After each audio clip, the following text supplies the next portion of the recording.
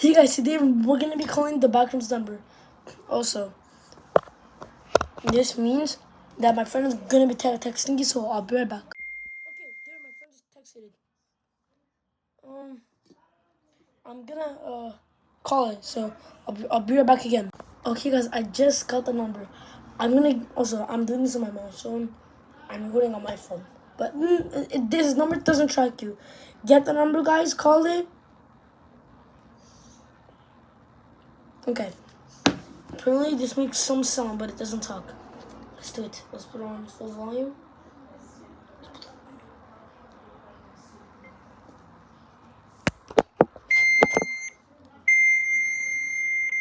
It's making beeping noises.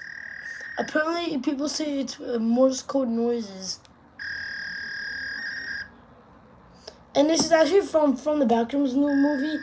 My friend tried it. It's normal. It doesn't do anything. I'm not even scared, bro. This is very fun. Apparently, you hear it. What is this? Also, I'm right now on mute, bro.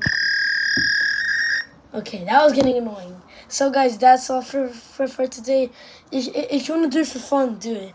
If you want to experience it, I don't know. The sound's kind of creepy because it's also Morse code or something people say.